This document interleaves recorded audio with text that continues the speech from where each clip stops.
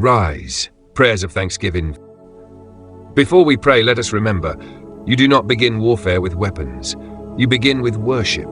You rise with thanksgiving. The Spirit is not drawn to noise. He is drawn to gratitude. The wilderness becomes a fruitful field after the Spirit is poured. Isaiah 32:15. And the Spirit is drawn to a thankful heart like rain to dry earth. So now, open your mouth and give thanks. Don't feel thankful?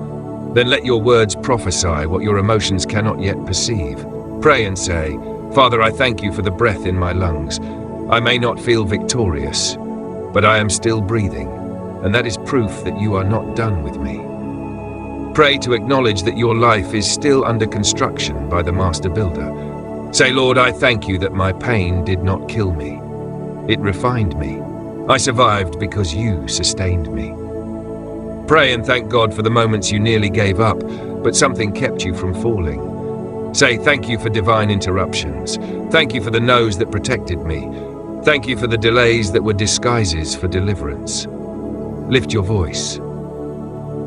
Pray and thank you for every unanswered prayer that was actually a higher yes I could not yet understand. Thank him for the lonely nights that made room for the Spirit.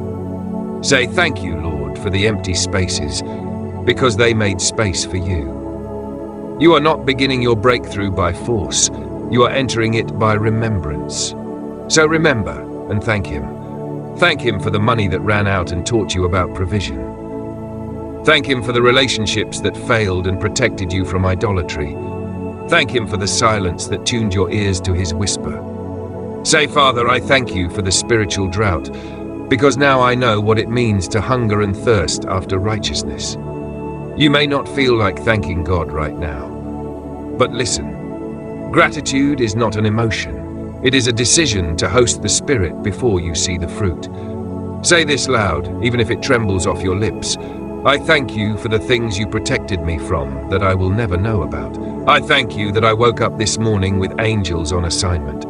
I thank you that even in my unfaithfulness, you were faithful. Thank him in the middle of the storm. You're not waiting for the rain, you're thanking him for it ahead of time. Say, Father, I praise you because the Spirit is already being poured.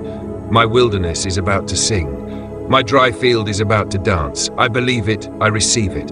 I thank you for it in advance. Thanksgiving is the sound of faith before evidence. Say, thank you that I will see the fruit of this suffering. Thank you that my tears are not wasted. Thank you that my heartache will not go unredeemed.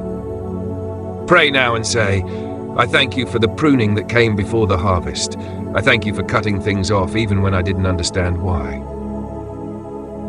Thank him for the coming pouring. Isaiah 32:15 says, until the Spirit be poured.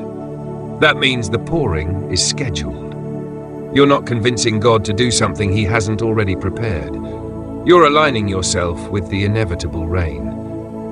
Say, Lord, I thank you because I believe the Spirit is already moving. I thank you that my territory is not forgotten. I thank you that the barren field is already marked for fruitfulness.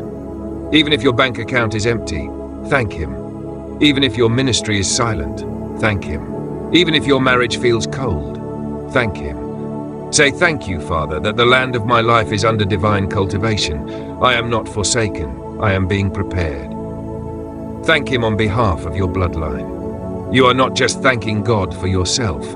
You are standing in the gap for your family, your children, your household, your name. Say, Father, I thank you that curses are being broken through my gratitude. I thank you that altars of fear are being dismantled because I chose to praise you.